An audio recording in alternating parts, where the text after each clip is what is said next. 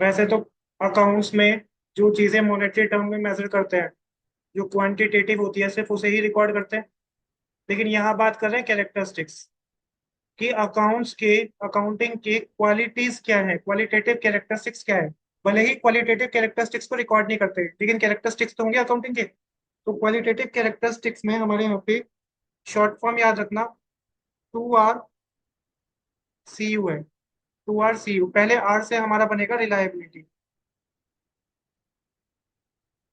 Reliability का मतलब होता है जिस इंफॉर्मेशन पे हम भरोसा कर सकते हैं, जिस पे हम ट्रस्ट कर सकते हैं, वो हमारा होता है रिलायबिलिटी।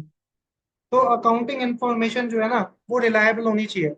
मतलब उसमें विंडो ड्रेसिंग या मैनिपुलेशन ऑफ अकाउंट्स नहीं होना चाहिए, क्योंकि उस अकाउंटिंग इंफॉर्मेशन के बेसिस पे ही इन्वेस्टर्स वगैरह डिसीजन लेते हैं। तो लिखो अकाउंटिंग इंफॉर्मेशन,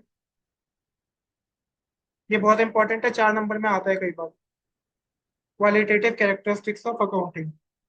तो accounting information should be reliable and free from material error. Material का मतलब होता है important error.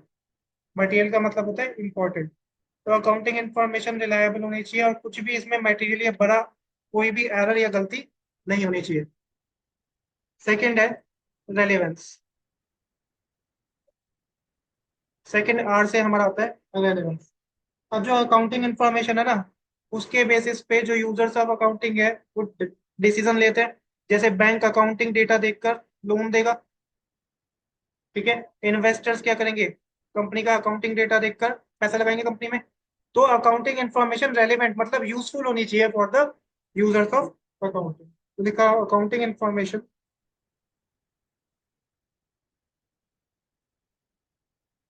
Must meet must meet the needs of users of accounting. Must meet the needs of users of accounting. तो accounting information जो है, जो accounting data से मिलती है, जर्नल लेजर वगैरह से, ये हमारी रेलेवेंट होनी चाहिए, यूजफुल होनी चाहिए for the users of accounting. Third हमारा अंडरस्टैंडेबिलिटी।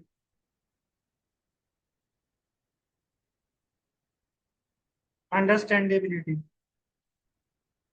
अंडरस्टैंडेबिलिटी का मतलब है कि जो हमारी अकाउंटिंग इंफॉर्मेशन है ना, उसको एक नॉर्मल लेमैन अंडरस्टैंड कर सके, उसको समझ सके। इसीलिए तो जब अकाउंटिंग होती है हमारी, तो सबसे पहले हम क्या करते हैं, जर्नल करते हैं। जर्नल के बाद हम लेजर करते हैं। लेजर के बाद फिर एक चैप्टर आता है, ट्रायल बैलेंस आता है। फिर कंपनी में P&L अकाउंट बनता है, और लास्ट में बैलेंस शीट बनती है।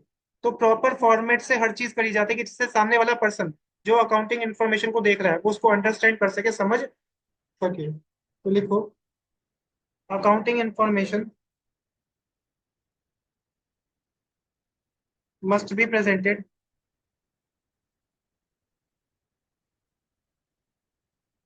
in a manner that are able users are able to understand it.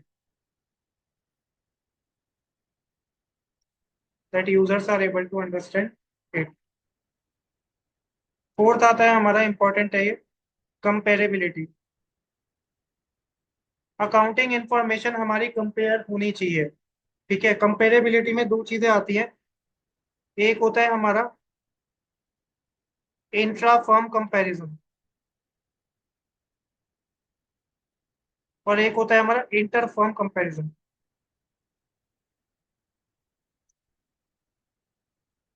Intra firm comparison और इंटर फर्म कंपैरिजन।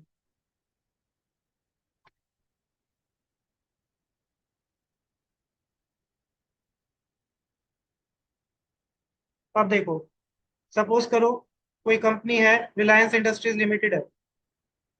वो अपने 2024 और 2025, एक ही कंपनी अपने 2 साल के जो नेट प्रॉफिट है उसको कंपेयर करना चाह रही है कि पिछले साल से इस साल प्रॉफिट बढ़ा है या घटा है। तो उसे हम कहते हैं इंट्रा फर्म कंपैरिजन। तो 2 साल का या 3 साल का अपना सेम कंपनी अपने ही कंपनी का डेटा क्या करती है, कंपेयर करती है कि इस साल प्रॉफिट बढ़ा है या कम हुआ है, सेल्स बढ़ी है या कम हुई है। यहाँ पर इंटर फर्म कंपेरिजन में क्या होता है, सपोज करो एक रिलायंस इंडस्ट्रीज है और एक है टाटा इंडस्ट्रीज। ठीक है। रिलायंस इंडस्ट्रीज अपना 2025 का टाटा इंडस्ट्रीज के 2025 के नेट प्रॉफिट से कंपेयर कर रही है। इस बार क्या हो रहा है, दो अलग अलग कंपनी प्रॉफिट क्या कर रही है, कंपेयर कर रही है, लेकिन सेम ईयर का। तो अकाउंटिंग इंफॉर्मेशन इस तरह से प्रेजेंट होनी चाहिए जिसको हम कंपेयर कर सके। तो इंट्रा फर्म कंपेरिजन में सेम कंपनी 2 साल का डेटा कंपेयर कर रही है, लेकिन इंटर फर्म कंपेरिजन में क्या होता है, दो अलग अलग कंपनी क्या करती है, सेम ईयर्स का डेटा कंपेयर करती है कि रिलायंस का टाटा इंडस्ट्रीज के कंपैरिजन में कितना प्रॉफिट है और टाटा इंडस्ट्रीज का रिलायंस इंडस्ट्रीज के कंपैरिजन में कितना प्रॉफिट है, कौन आगे चल रहा है। तो इसको पहले ऐसे बना लो, पेपर में फिर क्या लिखना है वो अभी मैं लिखवाता हूँ।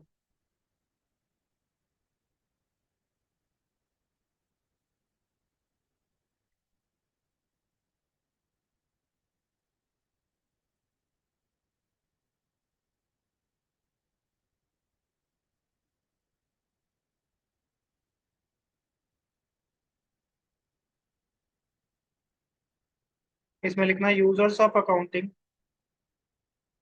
Must be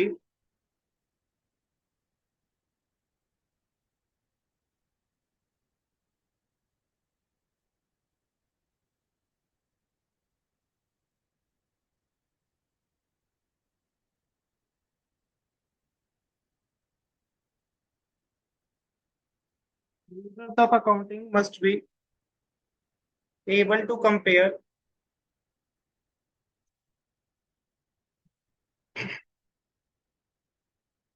the profit of company.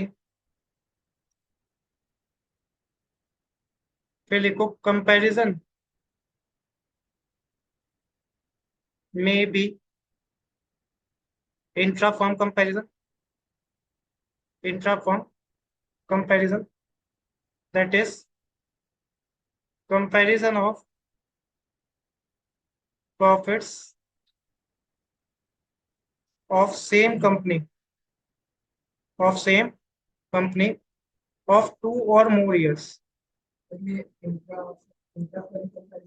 हाँ, comparison may be intra firm comparison, that is comparison of profits of same company का of 2 or more years, and comparison may be inter firm comparison, inter firm comparison that is comparison may be inter firm comparison, that is comparison of profits of two or more companies of year same year, जैसे कि रिलायंस और टाटा का। ये होता है interfirm comparison, MCQ में भी आ सकता है।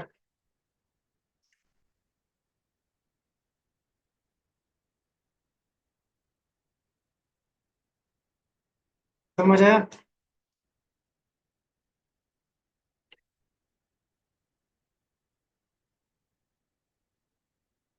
समझ आया ये यहाँ तक? Qualitative characteristics of accounting. Nitya को समझ आया ऑनलाइन?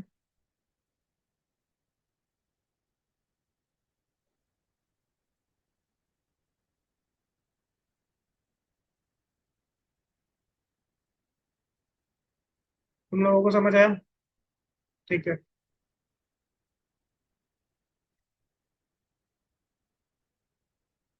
लास्ट क्लास में लिमिटेशन ऑफ अकाउंटिंग किया था, है ना? आज लिखो एडवांटेजेस ऑफ अकाउंटिंग, ऑब्जेक्टिव भी कर चुके। अब लिखो एडवांटेजेस ऑफ अकाउंटिंग, अकाउंटिंग का क्या क्या फायदे हैं।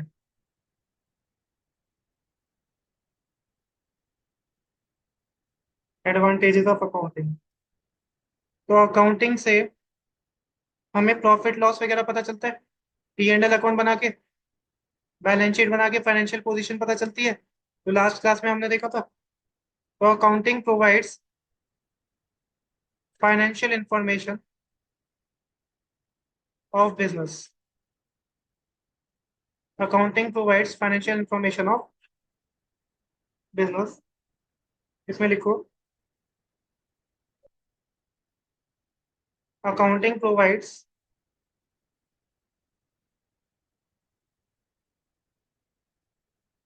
इंफॉर्मेशन ऑफ प्रॉफिट और लॉस, प्रॉफिट और loss occur and financial position of a business. And financial position of a business, profit और लॉस पता चलेगा प्रॉफिट एंड लॉस अकाउंट बना के, और फाइनेंशियल पोजीशन हमने देखा था बैलेंस शीट बना के पता चलेगा। सेकंड है replaces memory.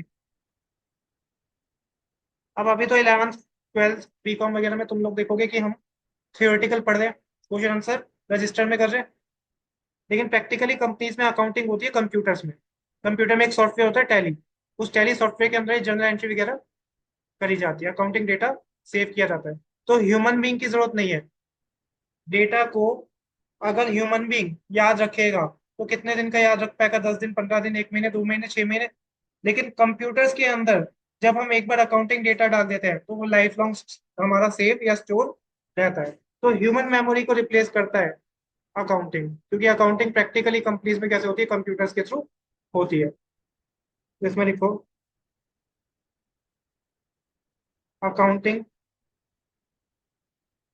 Replaces human memory by use of या by storing the accounting data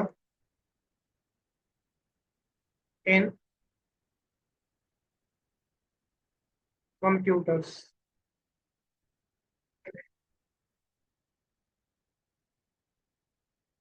तीसरा अभी हमने देखा था, अकाउंटिंग करने की वजह से हम कंपैरिजन कर पाते हैं, क्वालिटेटिव कैरेक्टरिस्टिक्स का। तो अकाउंटिंग हेल्प करता है in comparison, helps in comparative study.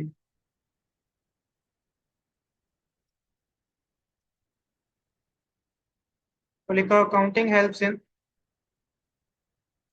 Intra form and inter form comparison of business transactions. Intra form and inter form comparison of business transactions.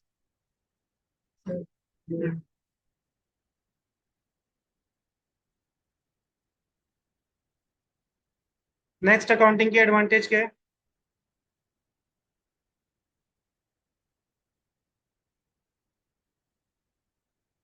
कि हेल्प्स इन टेकिंग लोन। अब अगर हमें bank से loan लेना है और हम बिजनेस कर रहे हैं, तो हमें अपने अकाउंटिंग रिकॉर्ड्स दिखाने पड़ेंगे, अपना प्रॉफिट एंड लॉस अकाउंट दिखाना पड़ेगा कि हमारी कंपनी में प्रॉफिट है या लॉस है, ठीक है, कितना कंपनी के पास कैश है, बैंक बैलेंस है।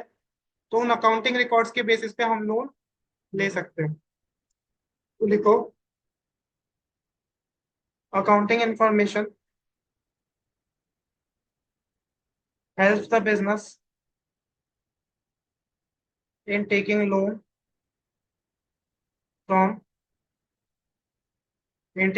From banks etcetera.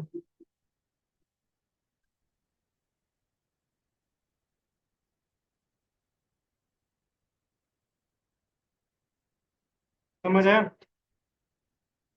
तो ये है हमारा एडवांटेजेस ऑफ अकाउंटिंग या अकाउंटिंग इंफॉर्मेशन।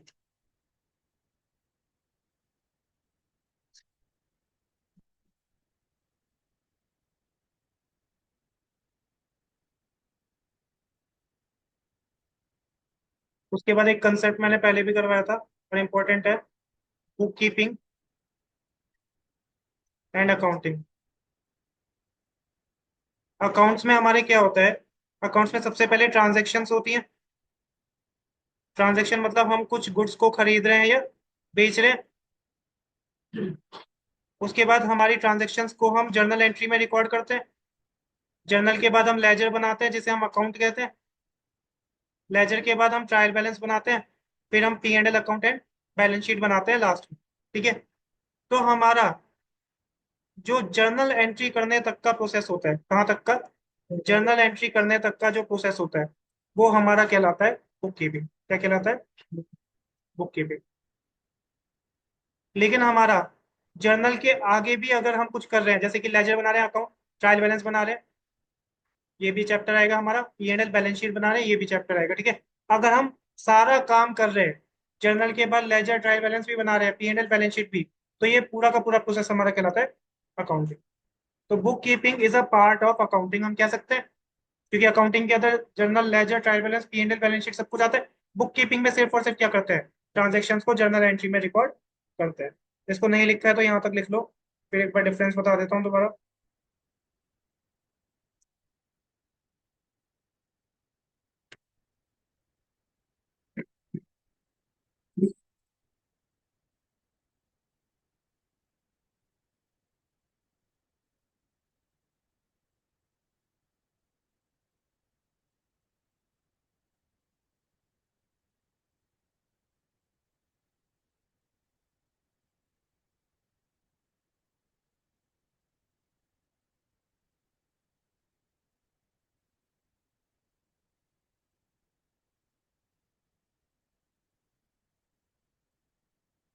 अब मैं एक स्क्रीन लगा रहा हूँ, ये जो मैंने पहले लिखवाया था।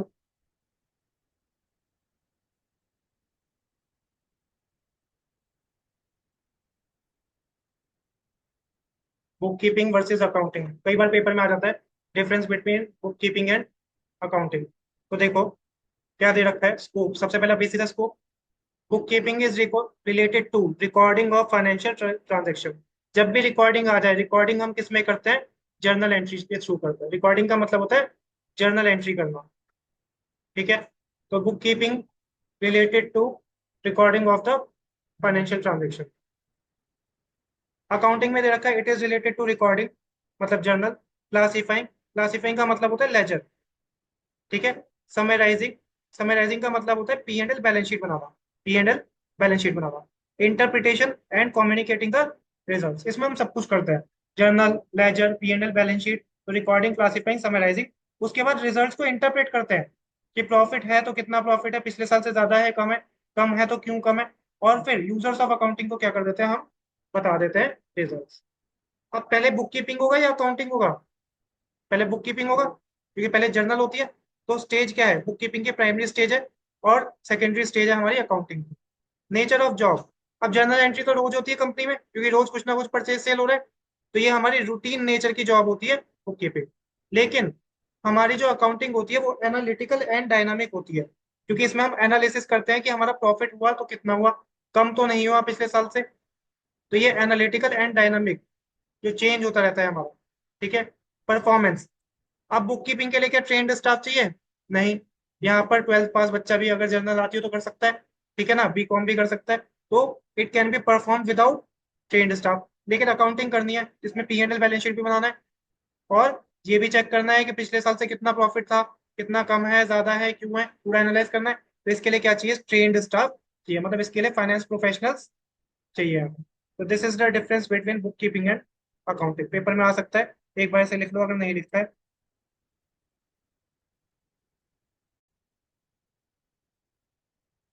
तो अभी लिख लेना, मैं व्हाट्सएप कर दूंगा। एक टॉपिक और बता रहा हूँ। एक टॉपिक है हमारा नेक्स्ट, यूजर्स ऑफ अकाउंटिंग। ये भी कई बार आता है, यूजर्स ऑफ अकाउंटिंग। हमारे अकाउंटिंग में जो अकाउंटिंग इंफॉर्मेशन को यूज करते हैं ना, वो दो तरह के यूजर्स हैं। एक है इंटरनल यूजर्स और एक है एक्सटर्नल यूजर्स। तो अकाउंटिंग को दो तरह के लोग यूज करते हैं, इंटरनल यूजर और एक्सटर्नल यूजर। इंटरनल यूजर वो होते हैं जो कंपनी के अंदर काम कर रहे होते हैं, जैसे कि ओनर्स या कंपनी के मैनेजमेंट, मैनेजर वगैरह। और एक्सटर्नल यूजर्स होते हैं आउटसाइड मेंबर, जैसे कि banks, investors, creditors, government, etcetera. ठीक है। या एम्प्लॉय भी, ध्यान रखना एम्प्लॉय कंपनी के अंदर काम करता है, लेकिन तब भी एक्सटर्नल यूजर में आएगा, ये एक एक्सेप्शन है। ठीक है। अब देखो, यूजर्स ऑफ अकाउंटिंग का क्या काम होता है।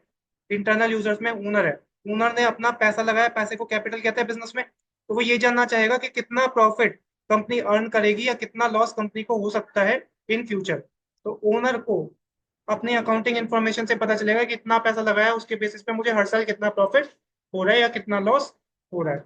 मैनेजमेंट को डिसीजन लेने होते हैं कंपनी में कि अपने गुड्स को कौन से रेट पर सेल करें, सेलिंग प्राइस क्या रखें, कहीं हमारी कॉस्ट तो ज्यादा नहीं हो रही, कॉस्ट को कंट्रोल कैसे करें।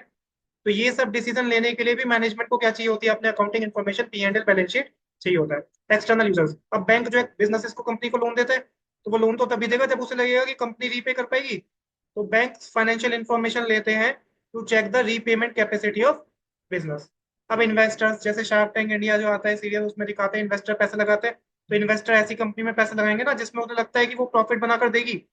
तो इन्वेस्टर्स को रिटर्न चाहिए होती है अपनी इन्वेस्टमेंट पे, इसीलिए उनको भी फाइनेंशियल इंफॉर्मेशन चाहिए होती है, जिससे अगर अच्छी कंपनी है, प्रॉफिटेबल है, तो वो पैसा लगाते हैं, वरना नहीं लगाते। Okay sir.